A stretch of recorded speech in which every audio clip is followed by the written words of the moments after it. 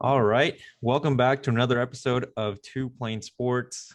It's a big one today. It is the 3rd of January in the new year. Could not have started off in a more climactic way, to say the least. Before we get started, we want to just tell you guys again, thank you so much for everything you've done for us so far. It is amazing to see all of your comments. We appreciate all the likes and the channel's growing at a crazy rate, like we've said over the last month. Keep doing what you're doing.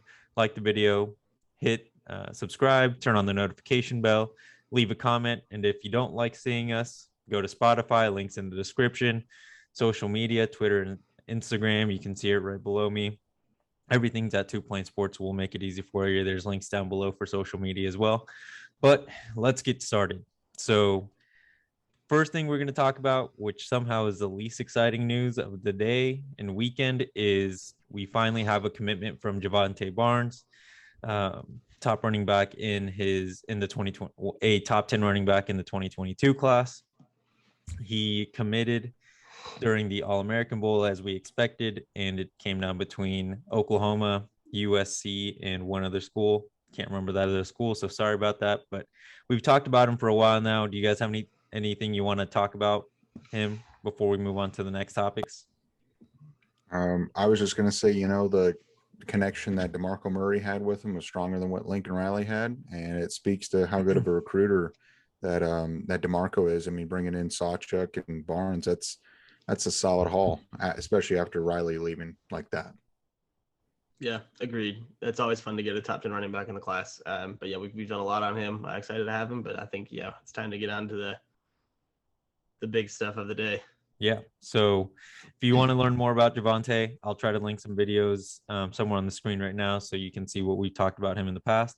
But the biggest news of the day and the weekend, probably going to be the biggest news for hopefully, not too long, but probably for a few weeks here, is Caleb Williams has officially entered the transfer portal and is open to seeing other opportunities. It's pretty straightforward. Brum, you want to tell us kind of what you think? Yeah, I mean, I know as a group, we've been catching some flack for saying if Caleb Williams comes back, if he came back, if he did this. There was always a part of me where I thought that, Brandon did say that he came to be, he came for Riley, and I can't blame him for coming for Lincoln. The longer it went on, the more I thought maybe he could potentially stay, but it was never 100%. Basically, I'm looking at this as he's saying it's professional, development, whatnot. Oh, you can develop him. It's just more of he wants to hear what other teams and other, NIL deals he could potentially get, from another Power 5 top program. And he very well might end up coming back. I mean, this is not a, closing of the door, just by the rules, you can't be talking to other schools unless you're in the portal. And he's just, going to go talk and his scholarship will be available. I just think it's insane. It's something I don't think I've ever seen before is an athletic director and a head coach putting out a statement after a kid entering in the transfer portal. That speaks volumes to how concerned Venables and Joe Castiglione are. And they know that if he decides to ultimately leave, it's going to set the Sooners back a decent amount. Yeah, that's the biggest area of concern. If he actually does end up leaving, going elsewhere, Georgia, makes sense to me. Unfortunately, USC makes a little bit of sense just because obviously Lincoln Riley's there. But you're right, Bram. The door is not completely closed. That's encouraging. He literally put it in his post. Coming back to Oklahoma is definitely a possibility. But what scares me about it is you don't go on dates if you're happily married. If you're happily married, you're locked in. You know exactly where you want to be. You're not going on dates. And he literally is entering the portal so he can hear other people out, hear what they're going to throw at him. What here's our offensive coordinator. Here's what we can do. Here's the NIL. Here's this that. They're going to throw every single school that he visits with or talk. Oh, hey, you're muted. You're I don't know what muted. happened. His connection went away. Yep. Well, I was going to say, I mean, until he gets his volume back, but I do agree everyone's going to be throwing money at him. And I can't blame the kid, I mean, it's tough to, I'll never be in that position, but if you if you've got that life-changing money in front of you, it's tough to turn down. Brandon, are you back? Yeah, I also agree with your point about how OU is. There's no doubt OU can develop him with Jeff Lebby. I mean, look what Jeff Lebby just did with Matt Corral, who's going to be a bona fide first-round pick. Even despite that injury he just suffered, I think he's still going to be going there in the top 10. So there's no doubt that we can develop him. There's no doubt that the receivers that are currently on roster, he can be great with. Look what he can do with Jalil Farouk and a little bit of time we saw them together. But him leaving, it's gonna hurt if he does end up leaving, because you got to imagine guys like Mario Williams and Jalil Farouk are gonna follow, and like you said, it's just gonna set us back. Yeah. So I think there's a lot of things to unpack in this situation. And you guys hit some of the points. What school is he going to go to? How is NIL going to come into play for him in these conversations? And what happened to lead him to that? Because like you said, Brandon, if you're happily married, you're not going on dates. I think that's a perfect analogy in this situation. Let's start with the schools that he could possibly be seriously looking into, because I think it's fair to say that outside of a handful of schools, every single school in the country wants Caleb Williams on their roster. No matter how big or small that school is, they want to have a shot at this kid's commitment and his, moving forward, how that he could impact their school both on the field and in recruiting, because we saw him be a big advocate for Oklahoma when he was getting through the recruiting cycle. After he committed, he was doing everything he could to get more players to Norman. So I'm gonna throw it off to Brum here, but what schools do you think would be serious players for Caleb Williams right now? Outside of everyone, I could see potentially maybe an LSU would be interested. Obviously, Brandon mentioned Georgia. I think another school that could definitely be on the radar after seeing them play in the playoffs is Michigan. I know Michigan has what is his name? JJ McCartney. Yeah, McCarthy. He's a 5-star freshman and he's a stud too. But there's a difference between a true freshman with no playing experience and a freshman, about to be sophomore, and Caleb Williams. I could see Michigan getting involved. Maybe could a school, maybe could Texas A&M. As much as I don't care for the Aggies, they had a number 1 recruiting class or number 2, whatever, whoever you look at, they're going to offer him a ton of money. Jimbo Fisher can say, hey, Jameis Winston, look what I did with him. You're going to have a ton of talent around you. So honestly, and maybe a little bit Auburn, but I don't really think Auburn has the coaching to develop him. So if I were to give like a big 4, it would be Michigan, Texas A&M, Georgia, and LSU. You don't have USC in there at all? No, I don't think he's going to follow Lincoln. I don't think he enjoyed with what Lincoln did to him and his family, because his whole family moved out there. And I think Lincoln kind of burned a bridge. And Lincoln's also got like 3 quarterbacks already on the roster. I really think Texas A&M is going to be a huge player in this. I think the way you feel about A&M being that playing player, and I agree. It makes sense, as you mentioned, the recruiting class, Jameis Winston, what Jimbo did with him. All your points made a lot of sense. But I kind of feel the way you feel about A&M with Georgia. I think Georgia makes a shit ton of sense too. Just with, that defense is obviously very good. It's special. Kirby Smart's a hell of a head coach. If you can look at this current Georgia team, the one weakness that they have is at the quarterback position with Stetson Bennett, or I can't even think of the other kid who sprinkled in. JT Daniels. Yeah. Like neither of them, obviously set the world on fire or, balled out. So I think the way you feel about A&M, I feel about Georgia. I would have Georgia as probably the team that I think is going to make the biggest push for him, but A&M makes sense. But I feel like TBOW is going to at least reach out. Yeah, I think those are all really good options. I feel kind of a mix between you guys. So I think A&M is actually my number 1 school to take Caleb Williams if he's not staying at Oklahoma, because of the recruiting class, how much effort they're putting into 2022 and how it's going to develop their classes moving forward. Because I'm not sure if you guys saw, but I'm pretty sure they already have a commitment from a 2025 wide receiver. Like they're not just looking at now, but they're looking at the future, and getting a guy like Caleb Williams will help them recruit for 23, 24, and just get more talent in 25. Like it's insane that they're looking that far, but that's what they're doing. Georgia's my number two because of what you said, Brandon. That's really their only weakness right now, and they're just gonna backfill their defense. Anyone that leaves for the NFL, they have the talent to refill at those positions. The offense just needs to get a better quarterback. I do think that USC is going to be a player in it, but I don't think they're really going to be.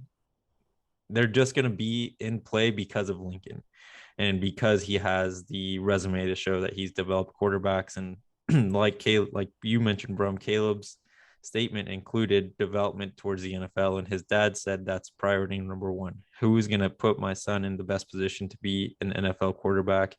Top pick, probably the top pick in the NFL draft when he gets to that point in his career. But that's the reason why I still believe USC is going to be in play. But I think if he's going to go anywhere, it'll be to the SEC. I think that just makes the most sense overall. You've got, the nation is always watching SEC football. Hate them or love them, they're there. And you just got to keep going to what's going to put you in a position to be on TV as much as possible. And I think really in the SEC, the only team that doesn't need a quarterback is Alabama because they have the Heisman winner. Outside of them, any team should love to have Caleb Williams on their roster. I don't think Ohio State with CJ Stroud. I feel like Ohio State's probably the only other school with Bama that I can see like just doesn't really matter to them. I could even see them still playing for it because CJ Stroud, yes, he played well and he was a Heisman finalist, but if you put them one-on-one, I would give Caleb just to win easy. But they do have a ton of quarterbacks behind CJ as well, so who knows what will happen there. But I agree, if they like CJ, they're probably not going to go after him. The one interesting tidbit is if he does go to Georgia, Brock Vandagriff would probably end up transferring, and Vandagriff was the commit before Caleb Williams was to the Sooners. But from what I've read, Vandagriff's been kind of underwhelming since he's been at Georgia, but take that with a grain of salt. But going in his recruitment, going back in high school, the biggest other players were Georgia and LSU, and could it ultimately end up being a Bulldog? I don't know. But in a non-biased way, though, I it's going to sound biased because we're obviously huge Sooners on this show, and obviously that's all we talk about is Sooner football pretty much. But I truly feel as if Oklahoma does give him that best career NFL development. Because if he stays, everybody's going to stay. All the receivers are going to stay on roster, running backs, whatever. There's no doubt they're all going to come back to play with him, and I think that's a pretty damn good, talented, core around him. And Jeff Levy's offenses, we pulled the numbers on a couple shows before this. I can't remember exactly what they were, but they're right up there with Lincoln Riley. In fact, I think he was better in 3 or 4 categories than Riley was, or at least right with him. I feel like. I obviously I'm biased again, but I feel like he needs to legitimately consider what he could have around him if he just stays put. Like everybody here already loves him like so much. They freak out anytime they see him anywhere. I don't know. I feel like this gives him his best chance. If he stays put. Yeah. I personally believe that the best two situations for him are A&M and Oklahoma. That's why I think A&M is really the best.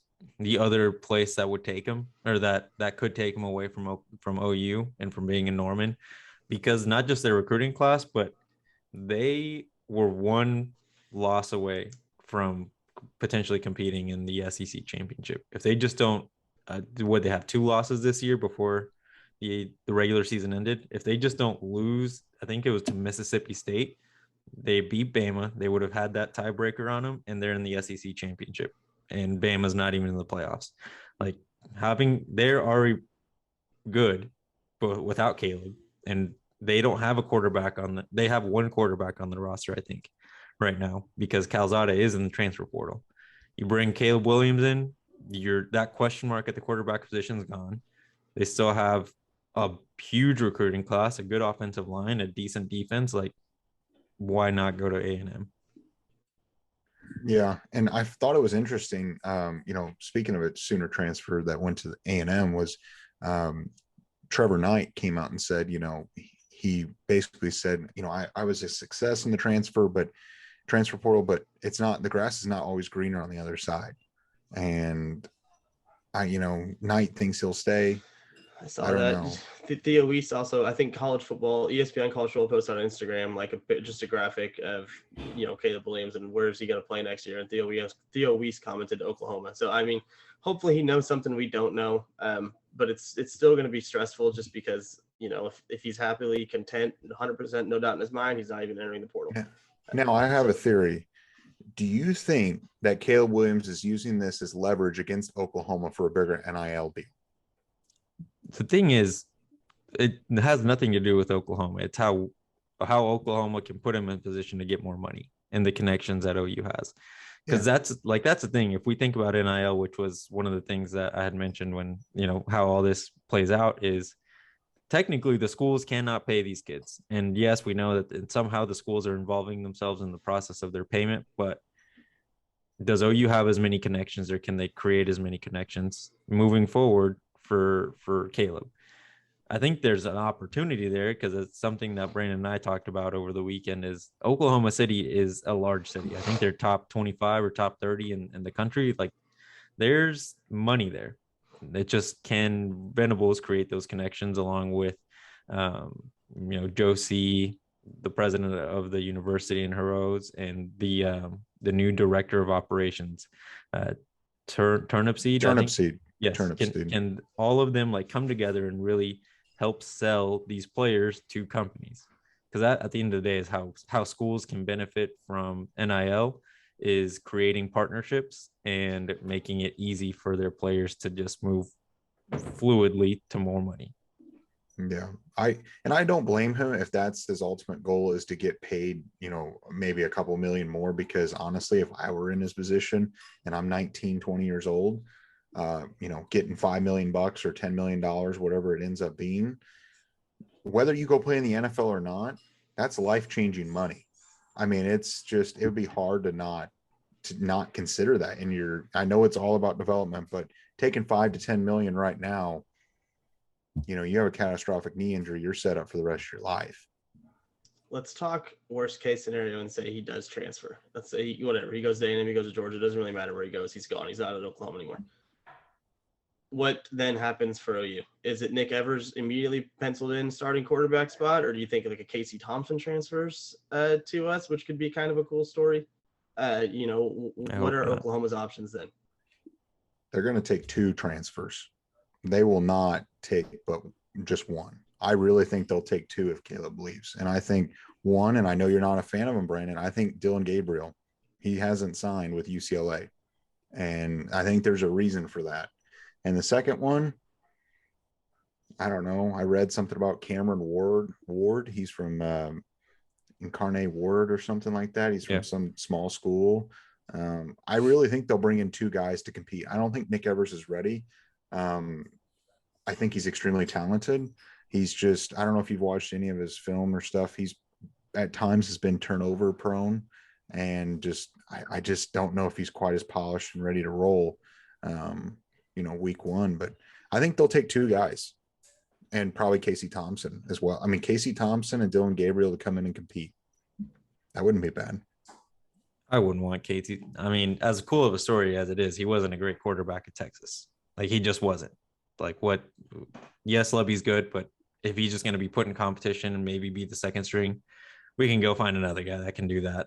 Like, unless we just want to have him here because he's a legacy in the story, whatever. But let's just take a shot at the guy. I saw the guy you're talking about. I can't remember the guy from the small school. He's the second highest rated quarterback still in the portal. Behind Caleb. So before Caleb, he was the highest rated quarterback still in the portal. And if the possibility of Dylan Gabriel is still there, I think he's the most likely to come to Oklahoma because of the connection to Lebby. I think at the end of the day, he was looking at Oklahoma and coming along with Lebby because he has the connection there, and he did really well at UCF with Lebby in the year without Lebby, or 2 years without Lebby. Sorry, 1 because he was hurt last year, but. Yeah, I think that's if they are going to take 2, I hope it's both of those guys. and not Thompson, Thompson's really just going to be cool because of the story, but I'm just not a believer in his performance. I definitely agree with what you guys are saying that if Caleb does leave, there's no doubt, actually, there's no doubt that somebody's going to be transferring to OU at the quarterback position, whether it's Gabriel Thompson, the kid from Incarnate World. Somebody's coming. It is what it is. It's a fact. But if that scenario plays out, I personally would rather just roll with. I would hope Nick Evers wins the competition and it just becomes a 4-year starter, 3-year starter, and kind of lights it up. Plays with his guys, Jaden Gibson and whoever else is still on, still committed and still, doesn't transfer with Caleb. I would prefer for Nick Evers to get the job if worse comes to worse. What I would like to see if Caleb does leave, even if he doesn't, but worst case scenario if he does, is Venables and Levy put their foot on the gas to try to go get Arch Manning, because that could turn things around a lot quicker than most people will think. If he at least starts entertaining the possibility of being the quarterback for Oklahoma, it would put Oklahoma in a much better position to recruit moving forward. It won't be that big of a hit that Caleb leaves. I mean, it's going to suck for a year or two, but I mean, 2 years of the restart that we've been talking about since Venables was hired and Lincoln left. That will propel that change to come a little faster. Yeah, and I think at the end of the day, it's going to come down to, I mean, obviously Arch Manning wants the development and he liked Levy and everything, and the whole Manning family does as well, but it might come down to money again. And I just hope that, but then again, part of me thinks it's the Manning family. Money's not going to play a factor. I don't see why OU wouldn't go after him and wouldn't have at least a decent shot to at least be one of his top 6 schools or top 5 schools. That would be an immediate boost to the way that this program looks right now. But I mean, at the end of the day, like Bob Stoops has been saying, one guy or one kid, one player, one coach is not bigger than the program. And this will be a blip in the radar if he does end up leaving, which is fine if he does. I do think there's a good shot that he comes back, but if he does leave, we'll go get a transfer or two, compete, and this defense is going to be way better, and maybe we'll be, defensive heavy for a little while. Yeah. But then again, if Caleb leaves, Mims will probably be gone, Williams will probably be gone, Farouk will probably be gone. That'll just open up the transfer portal for some new wide receivers to come in and some new players to come in. It'll be chaotic if Caleb Williams actually does leave. So, I mean, I definitely hope he stays. I don't believe that's true, personally. We're going to lose out on a bunch of kids. No, I think you guys you're saying one thing, and Oklahoma's not bigger than one guy, but you're gone ahead and said, well, this one guy leaves, Oklahoma's offense is going to just suck for a while. It's not. I think Mims entertaining the portal is not on Caleb staying or leaving. I think Farouk, as much as we like him, he might not have the same opportunities unless the school that Caleb goes to says you can bring whatever buds you want. Like the receivers, at the end of the day, we might lose one in Mario Williams. I think that's the most likely one we lose if Caleb does leave, but I don't think it'll just blow up the wide receiver room. Yeah. I hope you're right, but I really do. I mean, I think Mario Williams is gone, and by the time this is being posted, it might be official. But I think he's gone because they're boys. I just think Farouk being and he's going to wait out to see the decision, wouldn't he? Well, he can enter the transfer portal. Well, yeah, but I mean, he's not gone until Caleb's gone. Well, yeah. I mean, Mario Williams was supposed to play baseball for Oklahoma, and he's not reporting. He was a 2-sport athlete. So I think that's telling. But I mean, maybe I'm wrong. Maybe Mims will stay. Maybe Farouk will stay. I just feel like 2 or 3 guys will probably leave, which would be fine. I mean, but I don't think it's going to be a mass turnover. I mean, I don't think we're going to see a run of like 10 people enter the transfer portal. We'll see a couple. Yeah. But then we'll transfer some new people in. It's just a blip. And like we said at the beginning, and we've said it all the entire time, we always talk about Caleb or anyone transferring. Transferring doesn't mean you're leaving. It just means that you are entertaining the possibility of leaving and seeing what other schools have to offer. I think like Brum said in Caleb's statement, he said coming back to OU is a very possible thing. Um, he just wants to see, and he wants to follow. He's following NCAA rules. He wants to entertain other possibilities. And I saw a couple people on Twitter say maybe Venables told him, like, if you think there's better possibilities, go out and search. But at the end of the day, you know what we have to offer, and we'll continue having communication with you, and we'll keep you updated on what we can do for you. But it's your decision at the end of the day. It is his career, and Caleb will do what Caleb feels is best for him. And I think that's really what it is with the transfer portal now. Yeah. The only thing I hope is I just want it to be quick. That's all I want. One way or another, Same. you're in or you're out. I want OU to be able to move on or continue with them one way or another. It's just, I don't want to be strung along for, 2 or 3 weeks. I don't think it'll go that long, but it would just suck if they were just sitting in limbo for that long. I agree with that. Let's hope he makes this decision quick and swift, and let's hope it's Oklahoma. Yeah. Yeah.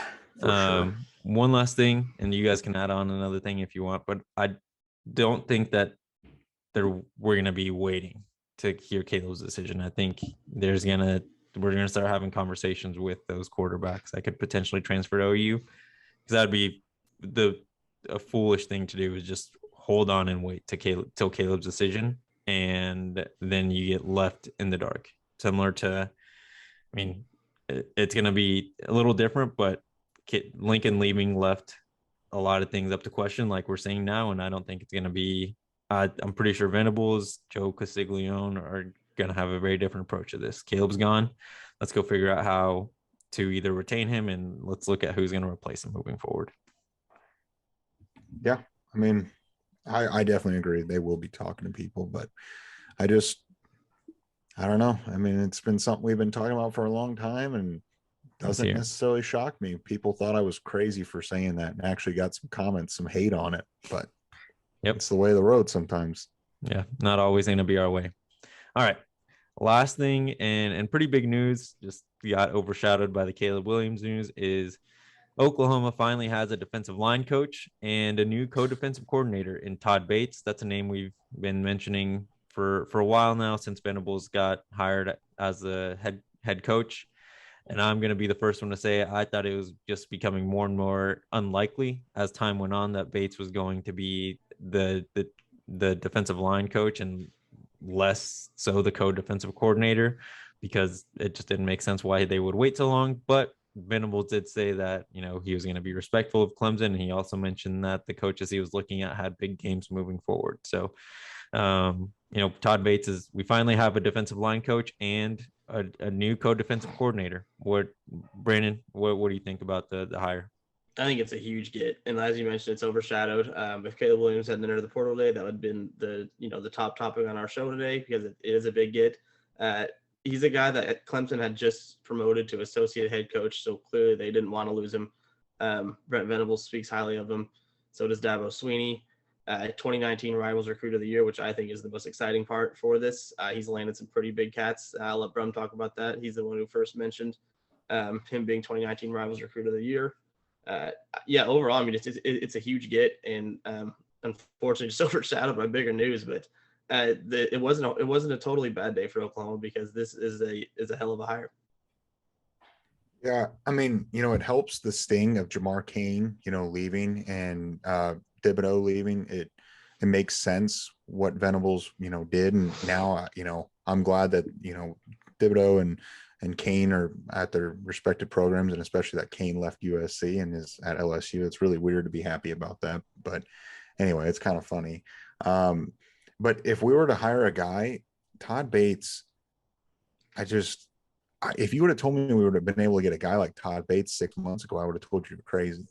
It just speaks how highly, Brent Venables thinks of him, and everyone that thinks of Venables. I really think the co-defensive coordinator is the reason why, that title is the reason why he came to Oklahoma. He was passed over for that co-defensive coordinator spot at Clemson, and he was basically given a consolation prize of, associate head coach, which is not a bad, consolation prize. But a lot of people, from what I've read, thought that he was the more the right guy for the job out in Clemson to, naturally succeed Venables. And it just, Dabo decided not to. And I don't blame him for moving on. And I think the co-defensive coordinator means that he's going to be the defensive coordinator in the next 2 to 3 years once Roof probably, maybe moves on somewhere else. But I think Bates is up and coming. And I think that's his next stop is a full defensive coordinator position.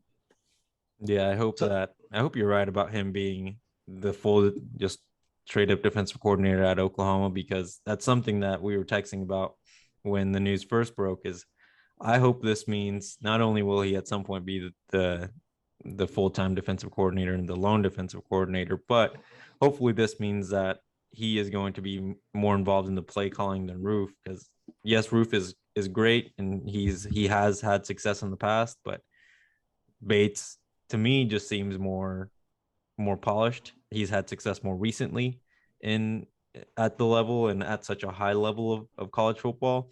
I would rather have him be the main play caller, or maybe, I'm assuming one's going to be up in the box and the other one's going to be on the field, just so that there's, two different views of what's happening. But hopefully, in my perspective, I hope that Bates is the number one play caller here. Since we got Todd Bates, the 5-star defensive end Peter Woods, he originally had a top 6: Florida, Clemson, Alabama, Auburn, Oregon, Georgia. He hasn't, the top 6 according to his Twitter, which was posted the day after Christmas, still hasn't changed. But he tweeted 1 hour ago, #Boomer, #OUDNA at Coach Todd Bates.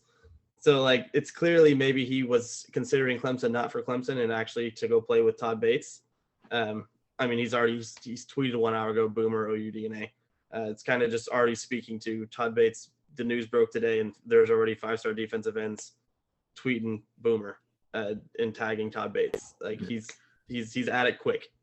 Yeah, this whole deal is, this whole makeover, of this coaching staff might have been one step backwards, but this is going to be 2 steps forwards over the next few years. This is going to be, and going to the SEC, this team's going to be really good. I agree. Yeah, definitely. Do you guys have anything else to add before we wrap it up for today? All right, cool. Yeah. Well, thank you all for making it this far. You're awesome for doing it. Before we fully wrap it up, Brandon, you want to do your little end of video thing? Let's do Superman Returns, like the movie, but because we're all wanting Superman to return. So let's do Superman Returns. And if you are somebody who for some reason doesn't want Caleb Williams to come back, comment why. All right, there you go. Superman Returns. Or if you don't want Caleb Williams to be a Sooner anymore, let us know why you believe that. Because I think we're all just so really we can disagree with you in the comment section. But thank you all for watching. As I said at the beginning of the video, you're awesome. Keep doing what you're doing. Like, comment, subscribe, turn on the notification bell. There's it seems like it's less and less every time, but I think it's less than 15% of you are subscribed right now. But you keep coming back. You kind of like us. Just hit the subscribe button. It's free. We're not charging. Do that, or go to Spotify, follow us on there. And make sure that you come back for the next video. I think we've got one planned for either tomorrow or the next day, but keep an eye out for that if you don't want to turn on the notification bell. Thank you all for watching. We appreciate it. We'll see you next time.